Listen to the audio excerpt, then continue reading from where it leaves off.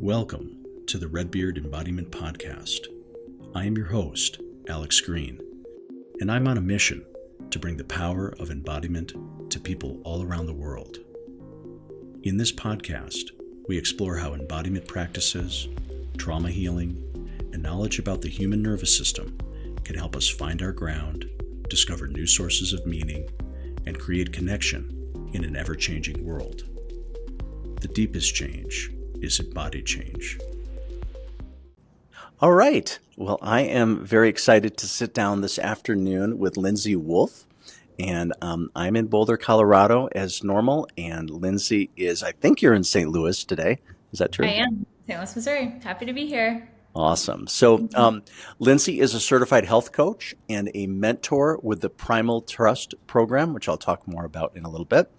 And she works with guiding clients with somatic nervous system regulation and neural retraining.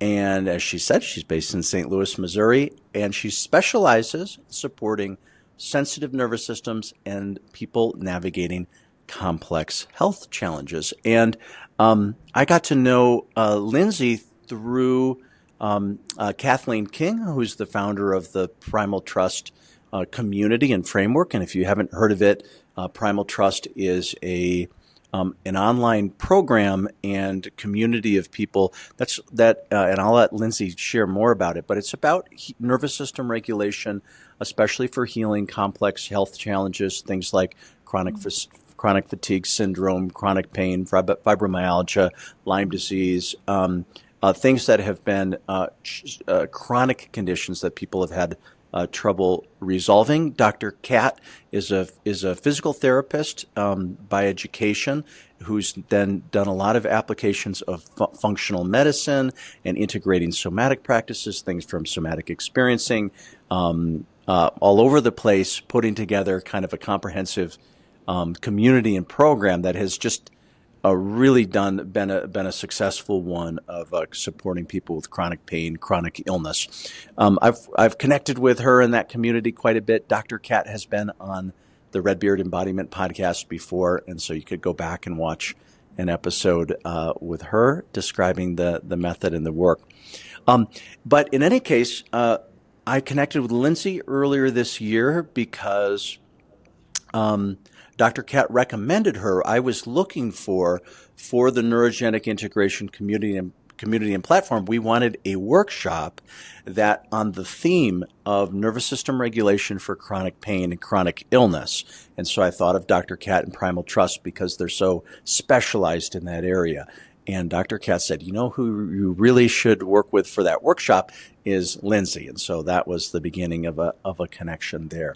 So later this year in December, Lindsay's going to be offering a program through the Neurogenic Integration Platform, a 2-hour workshop. And she'll be sort of talking about the chronic health side of things and the Primal Trust framework and experiential exercises. And then I'll support by guiding a tremor experience in that workshop. So anyway, that's coming up, I think, December 18th. We can talk a little bit more about that. In any case, that's a long introduction, but Lindsay, I'm so glad to have a chance to sit down with you and just hear about your own journey in this world of nervous system work and all of the above. So welcome. Thanks. It's so special to be here. I'm really touched by the community you created. And I'm so excited to share about Primal Trust and what brought me here, the crazy turn of life events that, got me here. Yeah. Could we start there? Like kind of, what got you, what brought you into this domain of work in the first place? Yeah. My story is so representative of so many people who enter into Primal Trust, so many people who are on the chronic illness recovery journey, or if they haven't recovered. And it's almost become, the more I do this work, I almost have seen sort of this like algorithm of what sets people up for chronic illness. And it's usually an intense, stressful event or some repressed emotional event that creates a dysregulated nervous system. Often there's a trigger like mold or even like a chemical sensitivity that just creates a tipping point in the biology and the psyche really that puts people into chronic illness. And and that whole framework of understanding chronic illness is not really talked about that much in sort of the allopathic traditional understanding of chronic illness in the nervous system. So my story is I was a very hardy athlete in college. I was a backpacking guide in Colorado. It was really just the picture of health. I went through some really intense stress in college, was pretty functional for a few years, but now that I know the algorithm and sort of the arc of chronic illness, I can see, okay, my nervous system was becoming more dysregulated. Slight things were changing in my body. My eyes were getting drier. I couldn't wear contacts anymore. Subtle things that the body was trying to communicate. Your nervous system is changing. But I didn't have any of this education and framework, of course. Yeah. And then I moved into a moldy house when I was living in Nashville after college. And it was, so many people have the stories. Huge crash, catastrophe. Like I woke up, I remember it was May 25th, 2010. I'll never be the same. Just overnight, my health had completely crashed, and I was bedridden for almost a year with living with my parents. It was just awful. And also the tragic part of this, the arc of this story, is that I spent almost a decade bouncing from doctor to doctor, as so many people do. Yeah. And then my husband and I moved to Seattle to work on a farm and be close to a Lyme doctor. Shout out to Dr. Wakely, the best doctor I've seen yet. He was a naturopath, but actually we lived on a farm 10 minutes from the ocean, right in the Cascade Mountains, and it was the regulation of being in nature, I think, it opened my eyes to, oh my gosh, I could take all the supplements in the world, I could get all the injections, but I was really starting to get into DNRS at that time, and just it was like a moment of enlightenment where I was like, wow, none of these physical tools are really going to do much for me if my nervous system's dysregulated. And so years later, I'd done so many different nervous system programs, but Primal Trust was really the whole package for me. It still is, and why I work there now. I love to talk about it. And I can get into it more, but that is sort of the arc of the story that brought me, through a truly like hellish experience. Just so many people have this experience. Yeah. Yeah. So that and not to drudge up painful or stressful memories, but I'm like, when things were pretty bad, not yet on the road to recovery, what's a snapshot? What's some of the primary barriers or things that you struggled with? Yeah, crazy fatigue, just like bone crushing fatigue. Just never experienced anything like in my life. Just a series of infections, Lyme disease diagnosis. I forgot to say that. It felt like anything and everything. And the more I went to doctors, the more I got more diagnoses. Crazy, like hip pain, sinus infections. It was just like whack-a-mole. It was like one thing would resolve, the next thing would pop up. And and just also like, and Primal Trust does such a good job addressing this, like the identity of who I was just like shattered. It was it was this like active, great student, athlete, and then I was like bedridden. It's like, who are you? When your health is taken away, it's like your identity is, especially as a young person, is just so enmeshed with that. So not fun at all. Well, maybe so it sounded like that change in setting and kind of being in a natural setting kind of opened your eyes to kind of it wasn't going to be the supplements. It was there was some other way that but then take us a little further on that, like I'm a person, and I think a lot of people in this population of chronic illness that are just sensitive, but also like deeply in need of living in alignment with nature. Even if they're not nature people, it's just the environment of our world, our modern world, is so foreign to our ancestral DNA. And so after we left Seattle, I came back to St. Louis, and we live in an urban environment, and my health crashed again. And so I knew that it was like putting the pieces together experientially. Like I knew my nervous system needed something, but I couldn't figure it out. And this was before I had any of the Primal Trust tools.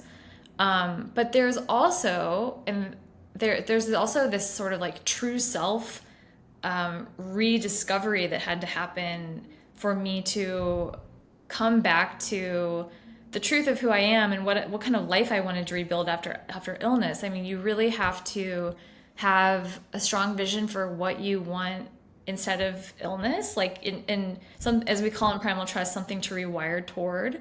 And so that has been, a theme of my recovery has been getting and living as close to nature as possible, but also my own true nature, who I am, and constantly having to use tools of self-inquiry and understanding to know that I'm living in integrity with myself at every turn. That is such a huge part of recovery. Yeah. And when you're sensitive, every little thing that you say yes to, but your body says no to, it will let you know. Yeah. And it's sort of annoying, but it's like this gift too. Like it's just this true attunement to the self and to the nervous system.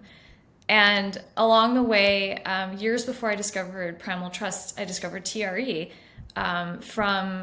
it was like a weird flyer on the side of a street. I saw it advertised. Where do you remember where and when? Yeah, it was in the Central West End. This instructor's name was Robin. I can't think of her name or her full name, but it was here in the city of St. Louis. And I remember it said, releasing tension and trauma from the body. And I was like, that's me. I have so much tension. Right. And so I went to the workshop and it blew my mind because I was like, it was fascinating to me that I could access this level of involuntary tremoring the body. Yeah. And I almost get emotional even thinking about that day because it was thinking about coming back to our true nature, like the repression of this expression in the body, like what? Why isn't everyone talking about this? Right. Yeah, it was very, very profound. And I still do the tremoring every single day, just in little bits, like, yep. So that was sort of a major turning point for me in really bridging the mind-body divorce of chronic illness, being so in my head with supplements and drugs and antibiotics for the Lyme. It's such a heady mental experience. Right. And then, testing your biofilms and all this. Yeah. Oh my God. Yes. But there's no conversation about the body and just the trauma of all of that. I mean, it's such a bizarre, it's actually not bizarre because I've been in the medical system enough where I'm like, wow, this really is the most divided system ever. Right. So yeah, that when I started doing TRE, I was like, I have a body? What? It's amazing. Yeah. Yeah. Wow. Super cool. Can you just tell us a little bit I explained Primal Trust in the rudimentary way that I can, but could you just sort of share for an audience who doesn't know what Primal Trust is, could you give an introduction to it, including, if this isn't adding too much, kind of how it locates in that bigger field of brain retraining? I'm thinking of things like DNRS, which you mentioned, Gupta, things like. So could you just kind of tell us about Primal Trust and situate it for us in that field? Totally. Yeah. Yeah. What makes Primal Trust different and special is there are three sort of levels to Primal Trust. And the first one, Dr. Kat does a really good job at pacing the introduction of the tools, because a lot of these programs just sort of they kind of throw you into the deep end. And so the first bulk of maybe a couple months people spend are really these bottom up practices of TREs in the first level. Once you kind of get into it, a lot of functional neurology, eye movements, breath work. There is a big part of it is visualization, which a lot of other programs share. Okay. But it's also very much rooted in polyvagal theory, which is sort of mapping out the state of the nervous system at any given moment. And there is so much empowerment in Primal Trust for people who have been thrown around from program to program, because you are creating calm in the system without needing a supplement, a consultation, paying anyone. I mean, Right. Primal Trust is a subscription thing, but it's very much Yeah, it's very empowering. affordable. Yeah, and then you're learning inside out tools, regulation tools. Yeah. I mean, and really like tools like, gosh, you'll use your entire life. If you're in a human body, it's like you need these tools. Like they're just so essential for living in, the stress of life. Yeah. And so the first couple months of Primal Trust are spent in that really bit by bit. And I call it with my clients I mentor, it's sort of like snacking on these tools all day. It's really a lifestyle. Mm-hmm. So having the ability to do some functional movement or functional neurology eye movements like before you get on a meeting or do anything stressful. Yeah. And that is how essentially you kind of like make friends again with your body and nervous system, because you're showing it a new way, and you're sort of like reparenting the nervous system. Yeah. It's like this is sort of, it's almost like I say a lot, it's like kind of like having a chiropractic adjustment, and like all day you're kind of just like coming back into alignment a little bit more, a little bit more. And eventually the system sort of learns to hold that regulation more. Yep. So that's the first chunk of Primal Early Trust. stage. For you regular listeners to the podcast, you know that about half of these episodes focus on TRE, tension and trauma releasing exercises. And I wanted to make sure that you know about the Redbeard TRE certification program, our educational platform to certify others. And we have both an online version of that I teach, as well as an in-person version of the training that my colleague Ellen McKenzie teaches in Madison, Wisconsin. My next online certification training is beginning August 3rd and 4th, 2024. That's the first of 3 modules. And the way the certification program works is it's about a 10 to 12 month program divided into 3 phases of learning, each with a weekend connected to it, and then some one-on-one work with me and people on my team to support your learning journey. TRE has been a life-changing modality for myself. It's open to people with any background. I wanted to make sure you know about the program. You can find more information at redbeardtre.com. And look, can I jump in for a quick second? Yeah, Because I did not go through levels 2 and 3, but I went through level 1, so I followed that curriculum. Okay. And to me, the other thing that was useful, at least for the way my brain works, I mean, in some ways I already knew the polyvagal physiology and this and that, although some of the commentary with the cell danger response was a little bit newer for me. But so something I appreciated about the way that she constructed the program is that there is sort of like, it's like, here are our, without getting overly technical, but being specific and technical enough, there was kind of like that left-brained science. It's like, well, what's our newest, most current understanding of stress physiology from a polyvagal perspective, from a cell danger response? And to me, I think that's useful. So she introduces some concepts that then, you then are getting into experiential work. And as you say, learning kind of what makes you tick and learning to sense and feel when you deviate from regulation, when you're moving closer towards a regulated state, and being able to hone your sense of that. And then what are the things that steer things, and whether that's breath, whether that's movement, whether that's eye work, whether it's resourcing or something sort of through a visualization. But I think for a lot of people, getting that, to me, there's this marriage of kind of a left-brained framework and then inviting the right-brained experiential practices that help guide things a little bit. Totally. I think the educational part is really essential if you're doing this work, to understand the brain science of how a neuroplastic brain works. Every time we choose differently, that's like neuroplastic gold. We're like it's not just random doing these visualizations and corrective exercises. It's like a truly changing the structure of our brain. It's really exciting. I don't know if you're going to go into levels 2 and 3, but what I was going to jump in there with is, this concept of neural retraining, and that implies, and I've heard the term limbic. I mean limbic training or something like that. Maybe you could explain a little bit about what is meant by that brain retraining. Unpack Yeah, that. sure. Yeah.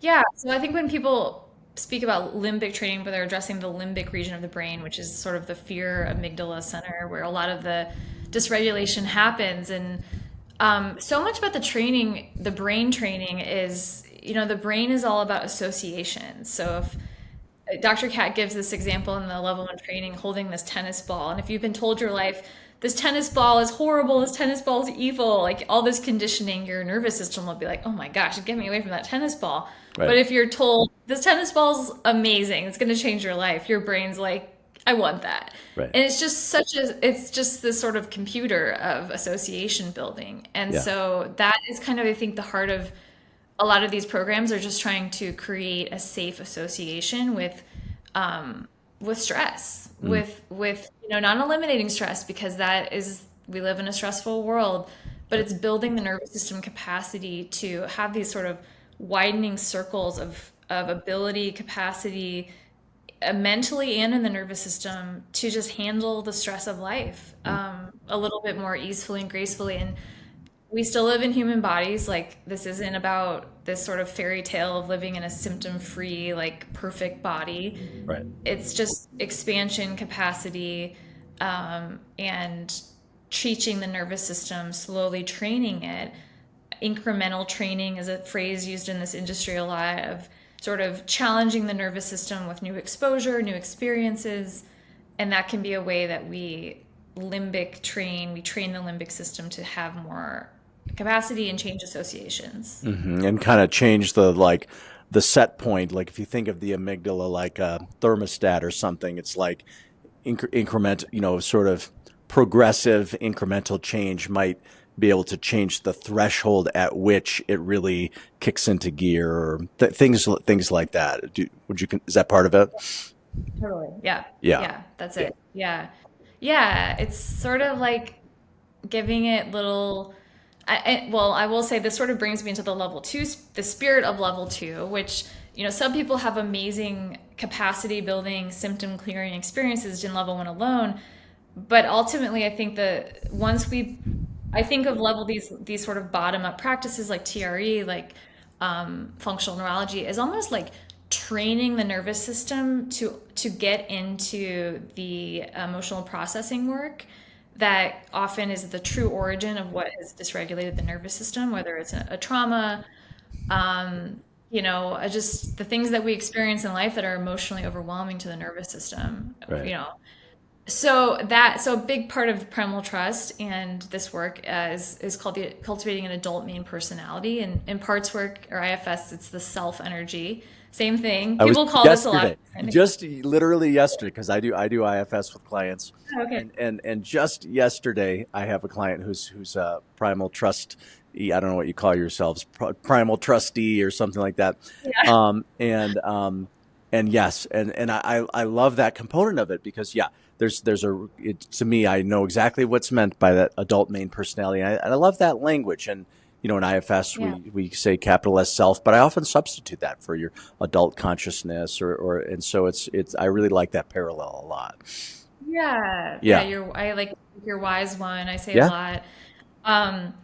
And that is sort of, so we can kind of train the physiology to be able to handle the trauma processing from the sort of psyche state of the self, going into the body, feeling more safety and more security within the body to access trauma, it doesn't have to be big trauma. It can just be, being a people pleaser, being a perfectionist. Yeah. Yeah.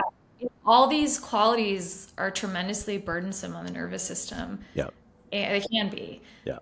So, yeah, that, and then the love, Primal Trust is, I was a member for 2.5 years before I became a staff person, because it's just this sort of curriculum for living a whole regulated life. There's a lot of framework around the hero's journey, the Joseph Campbell's hero's journey, living a values-based life, having difficult conversations, and then ultimately what we call in Primal Trust the pit, getting into the core root emotion of what sort of drives the nervous system into dysregulation, or drove it into in the first place. Yeah. Yeah. It's a Wow. lot. It is a Great. lot. Well, okay. So you felt you were in the program for a while, and then you felt the call, evidently, to step in to the level of mentoring and teaching. Can you share a little bit about that? Yeah, Yeah. like that decision, but then also what that, what is your work as a mentor and a coach? What's that like? What does it entail for you?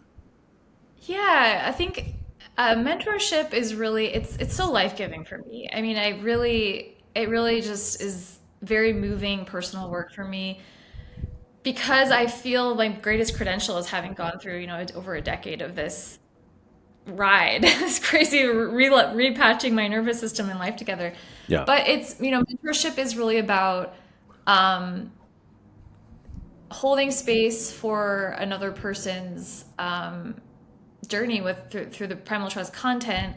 A lot of it is about facing resistance, the resistance we face to do the practice, to go into the harder emotional territory.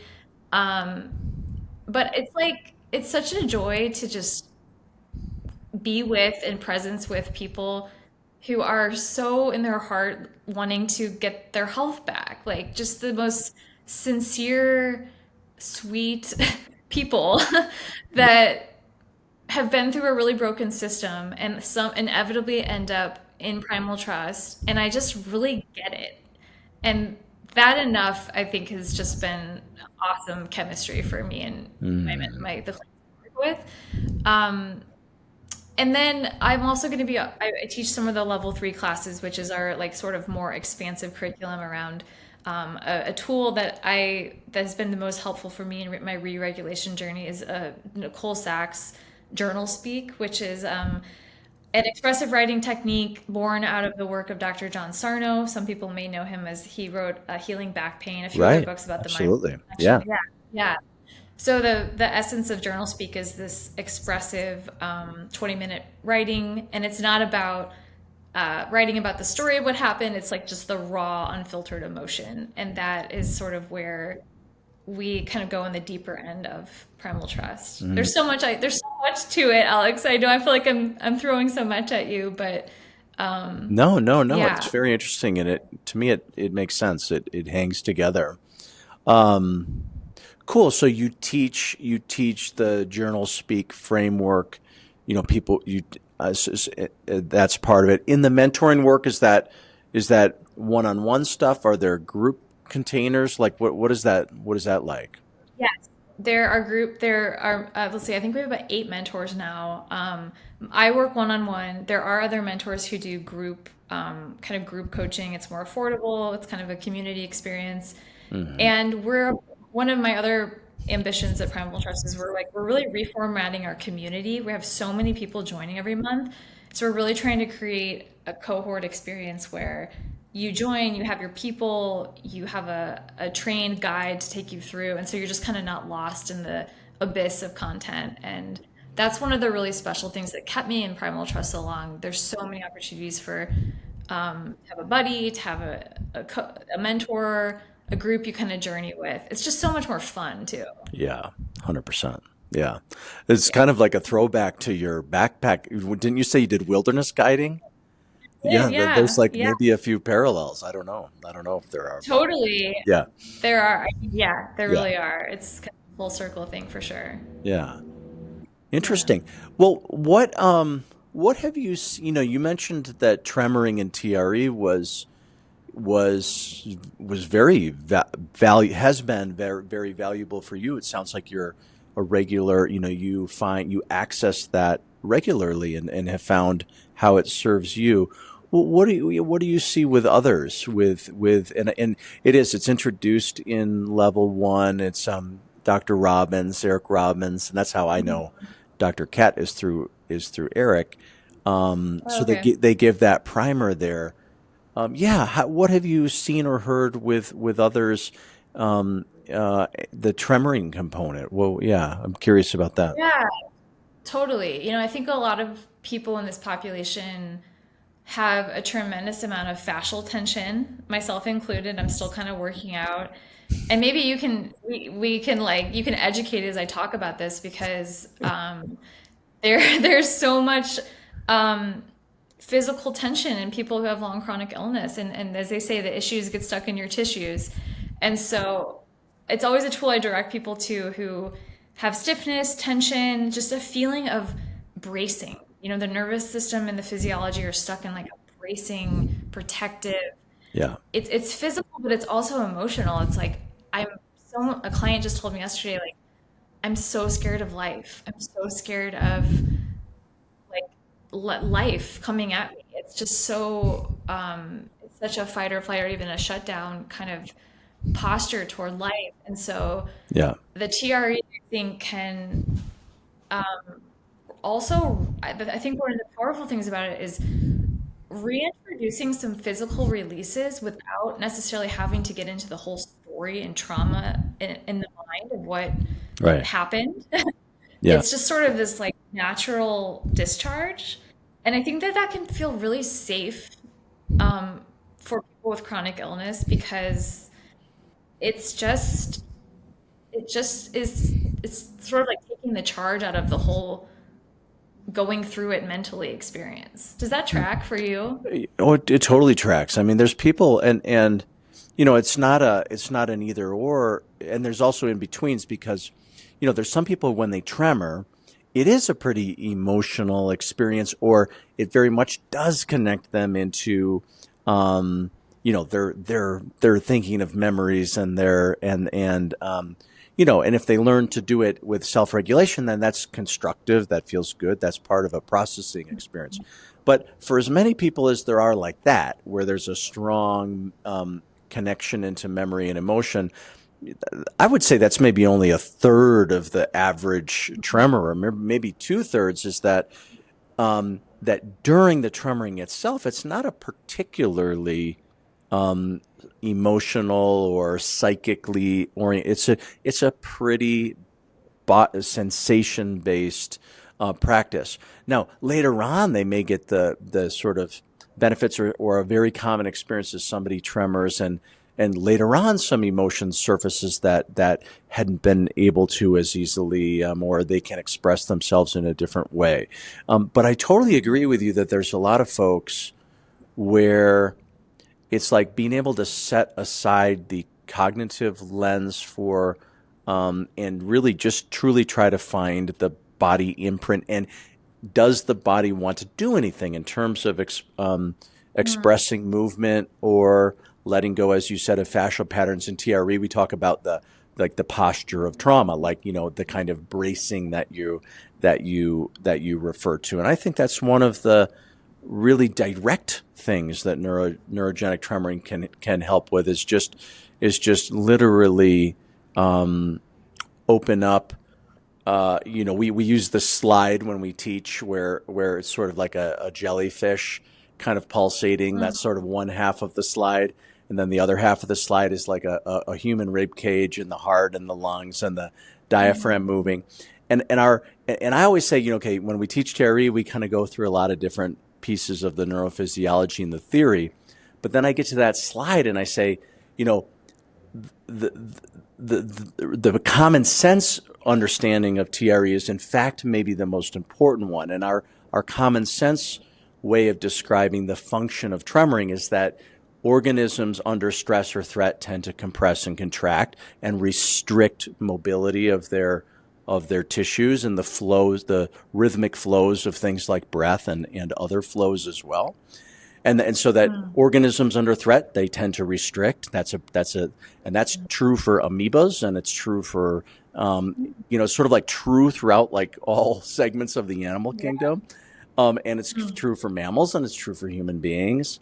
And that Dr. Berselli's, in a sense, initial insight was, well, I see people contracting all the time because he was in scary war situations. And he said, well, if we just stay like that, but is there something that brings us the other direction? And he saw people tremoring organically and spontaneously. And eventually he sort of clicked for him. Like, usually we just think that somebody's just in some fear state. That's why they're tremoring. But hey, maybe that's just maybe that's the opposite. It's like, if we have a way of bracing, maybe we have a biological process of unfolding from that bracing. And there may be other ways to unfold from bracing than just tremoring, but it seems to be a pretty key biological one because we see it in other animals and things like that. So I think so again, coming back to the common sense version, it's like organisms restrict and they brace, and that if there's not safety, but there is a way to undo that. And when they feel safe, and then they can come back into a felt sense of expansion, and fascially there's more space, and mentally there's more space. So that's kind of that's the very common sense model that when we think that we think tremoring is essentially just opening up bracing patterns. Wow, so amazing. Something I love Dr. Kat has offered about entering into tremoring with a more sensitive population is she had this cool idea of making like a playlist of songs like that start from like a slower tempo and kind of pick up the pace. And I definitely have those too.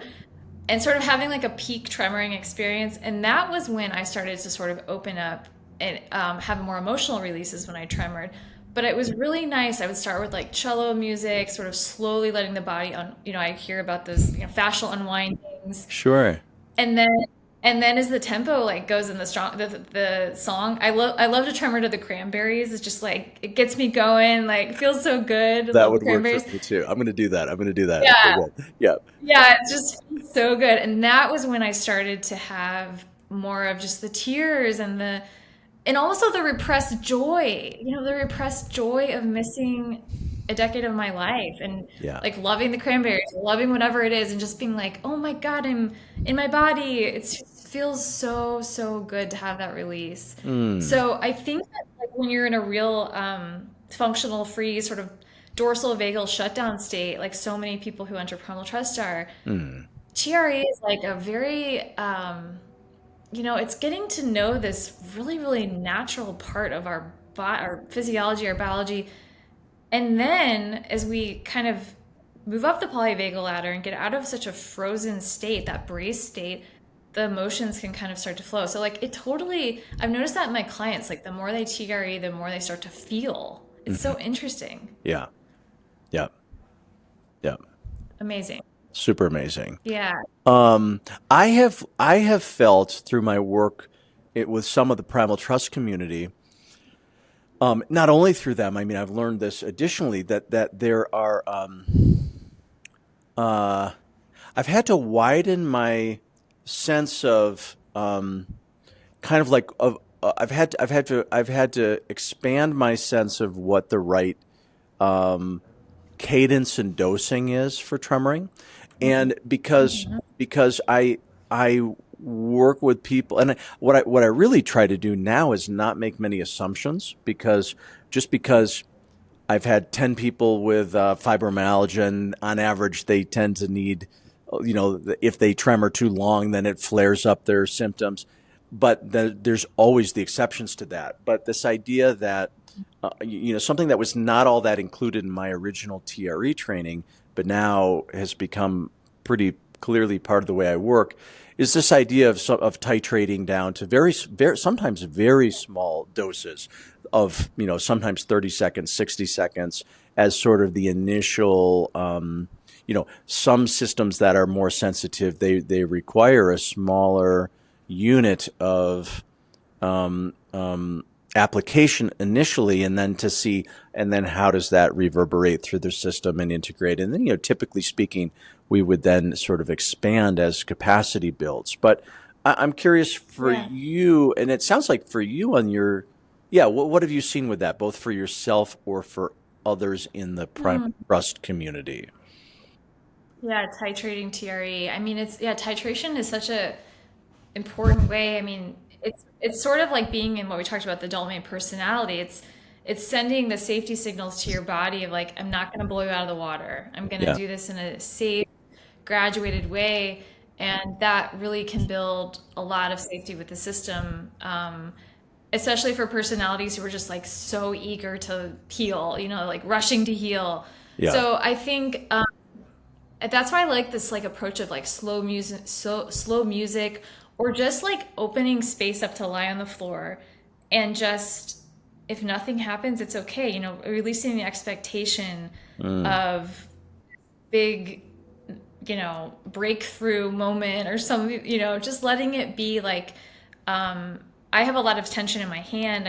Work on the computer a lot, hand and shoulder, and so sometimes I would just start my TRE journey with letting my hand kind of flop around, just unwind, that fascial unwinding. And it wasn't like this whole body tremoring. It was just Right. like, oh, hand wants to do that. Yeah. And that was a way of not comparing myself to the way was trained to do it, or the way I saw it, just like respecting the body's unwinding experience, like Yeah. however it wants to start. So I think eliminating the pressure. A client actually said to me yesterday, I'm afraid to TRE because I see these people on Instagram I having these know. huge Oh, I know. they're being like a demon's being exercised out of them or something. Like they just look Yeah. terrifying. And Yeah. so just coming back Well, into even like, yeah, wow, I mean, there might be a few of the TRE Instagram channels, but there's all these sort of, in my mind, to me, the biggest the biggest the people that where I see the most where I see that tendency the most is with the is with the modern breathwork movement, and I think breathwork is phenomenal, and is a really cool thing that breathwork has proliferated in the ways that it has. Where I see but I guess it's not only that. I think some of the fascial release channels, they really try to select for these big cathartic demon releasing kinds of experiences, and we see those things in TRE, but like usually there's like something that leads towards that, like that's it's contextualized by lots of sessions that aren't like that. So I do sometimes think that that we can that aspect of expressive release, whether it's through TRE or through breath work, which can also be very expressive. Yeah, I guess that's the way that Instagram works, is like, things really want to select for things with high drama, but that's a little bit of a yeah, disservice. It's, to me, that bias is a disservice to the industry a bit. yeah. Yeah, Well, I think also with titration, like, and coming into this with a really gentle, safe way is, I like to do my TRE practice alone in a closed door, and I sure. see it's taught, and facilitated in groups a lot, and I think that can be just an individual thing, but the more like loose and wild I've gotten in my practice, I'm like, I don't really actually want anyone I to don't want watch me anybody to do this. TRE. Totally. Yeah. No. Well, that's Yeah. what I tell clients and students all the time. Is like, that's actually something I really like about TRE, is that there's some people who are going to do their best work like with one-on-one facilitation. There's co-regulation. Somebody can, they're being witnessed. So there's powerful things in that one-on-one container. But and some of those people might say, "Oh, doing it alone, that feels off. I can't even really do it." And then there's other people for whom their sweet spot is absolutely the privacy of their own home. No one else is there. Anything can come. Maybe their dog is with them or something like that. So for other people, that's the really rich and useful container. And then there's other people who like something about being in a group. Like, you can sort of feel the others, or lean into the group, and there's community, but you're not being singled out. For other people, that's sort of the conditions under which they get a lot out of the practice. Or there's lots of people who get something different out of those different, depending on the context, they may have a different experience. But to me, it's such an individual thing in terms of how it it meets a person best. Totally. Well, we were talking before the interview about this beautiful video on the neurogenic integration website. We just put that And up. you We guys just were put that up. Yeah. okay. And you're filming in Norway, is that right? Yeah, Is well, that what you guys were? Steve and I were the ones who started this neurogenic integration platform, and she's in Norway. And so this past summer, August of 2025, I was there with my family, which was fun. We were there for about a month, and we did some just travel. But Steve and I did a bunch of work on the neurogenic integration materials and this and that. And then one thing we did was we did a cool 1-day immersive session for people who are already pretty regular. There are people who'd been tremoring with Steve, for quite some time in their regular community, but we wanted to kind of have just this immersion day and so it was fun because we did group work, we did some breath work, I did some Feldenkrais work, and then part of what we played with is sort of like sometimes we were indoors, sometimes we had a venue right along a river, and so we set up along the river. We spent some time where people could find a spot to tremor on their own. Some people kind of like, just wanted to be right there. Like there's these rocks you could get to just sort of nestled on the river. So, we kind of combined it a little bit with part of the framing is that we think of nature as out there, and it is, in a sense, wilderness and the natural world and Mother Earth. And it's also in here, and that I think that things that connect us to our intrinsic biology, like TRE or other practices, can kind of develop this intimacy with our own natural state. And then there's just something fun about kind of connecting inside and outside, being in natural spaces that I think can be moving and powerful. So and we had to film a video guy there, which was cool because then we had such a fun, playful day, so we just put that little. He edited it, put that, and then so it's now on the homepage for the neurogenic integration page. But I'm glad you got to see that. Well, yeah, I thought of it with just this thought of like discussion of different styles of TRE. When I saw that video, I was so moved because I was like, wow, these are humans doing this very natural, unrepressed process in nature. Like, is there anything more human than this? Like, it was just so amazing and beautiful to me. And I mean, it just brought this sense of like, wow, like freedom to be a human and all of our expression, all of our like quirks and weird biology and like including all of that is like, yeah, we are nature, and that is a totally natural expression. And it kind of goes back to where we started in this conversation. It's like there's some sort of repression of our nature that often leads to chronic illness. And often when we have a major emotional event or trauma, like the body probably does have the instinct to tremor, but we're so detached, we're so removed from that. And so I'm so excited you're doing this work, Alex, because it's like, if young kids knew about this biological response at a young age, like think about how Totally amazingly different their lives could be. Totally.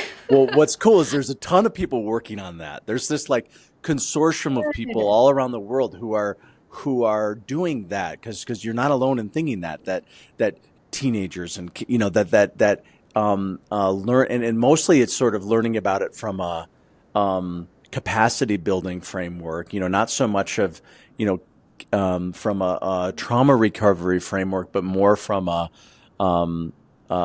resiliency building but this idea of giving that as a tool to youth, I totally agree that's a big opportunity. And luckily, there's people really making good headway with that. That's awesome. Yeah, I just taking the stigma out of like living in a body and what it wants to do and how it wants to express. I just think that's so important. And also with the sort of spirit of primal trust and the journal speak work is like, in journal speak there's this sort of idea of this like emotional reservoir that just keeps filling and filling with trauma in the body. And then we get to a point in our lives and it just overflows into this system and expresses either as migraines or back pain or an autoimmune. Sure. And so discharging that survival energy in the body with tremoring is just, I think, I just wish every human could have this tool to not have to have the chronic illness, hellish nightmare that so many people do. Yeah. So, Yeah. Well, hopefully, I mean, it's really yeah, I don't know. I mean, there's a lot of stressors in the world, and there's a lot of disruption and bad things. But like, I don't know. I mean, by personality, I tend to be a little bit optimistic. But the way that I see, things like Primal Trust, when I came to TRE and other frameworks, like, to me, it gives me a sense of optimism, because I don't know if you agree with this or not. I don't think it's so, learning learning something about your biology and autonomic nervous system, becoming aware of it and learning that it's adjustable and steerable. And then not only at the biology level, but as you say, more at the level of the psyche and our access to our sort of authentic self versus not.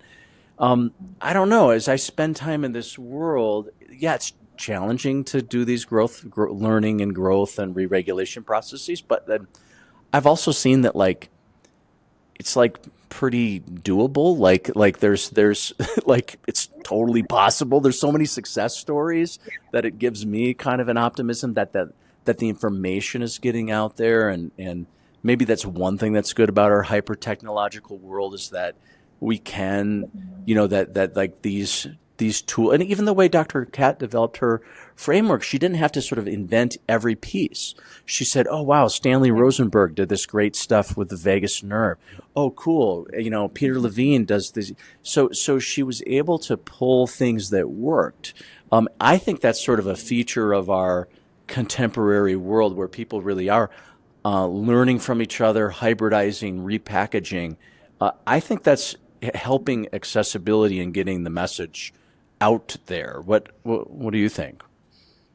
Totally. I think it's really exciting, life-giving, amazing work. I mean, it's like, I find that, I think it's important to kind of, reframe that as like it's getting to know yourself on a really deep, beautiful level. And that's kind of the whole invitation of this work, is like, understanding your true nature, understanding who you are underneath all the limbic responses and the conditioning. And that's just like such an incredible opportunity. And sometimes, it's an uncomfortable path to get to the point where you have to learn those things. But yes, I think Primal Trust does a beautiful job of weaving together really the best of the best in what the modern, like, recent neuroscience, and making it accessible, and also making it a lifestyle, that it's like, you don't have to do an hour of brain training every day. You can just take little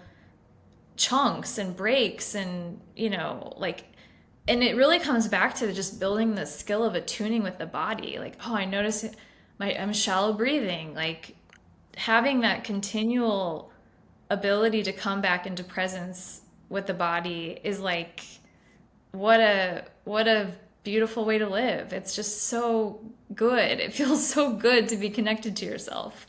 Yeah. So I think it's an exciting time for sure. Yeah, I totally agree. Well, okay, so let's maybe finish with, anybody who's going to join us on December 18th for the program. And yeah, I think you and I were going to kind of roughly divide the time, where maybe you had 45 minutes to an hour of on the Primal Trust side, and then we will segue into some tremoring tied in with what we've been doing with you, and then sort of conversation and debrief. But yeah, maybe just get what's a snapshot version of what we may cover in your piece. Sure. I think my goal with this workshop is to introduce kind of a menu of the level 1 practices, so people we can practice them together. I'll teach them. And then for participants to leave with just, one or two of these practices where they feel a really good response in the body. It works for their physiology. Sometimes people like the eye movements. We can try some breath work.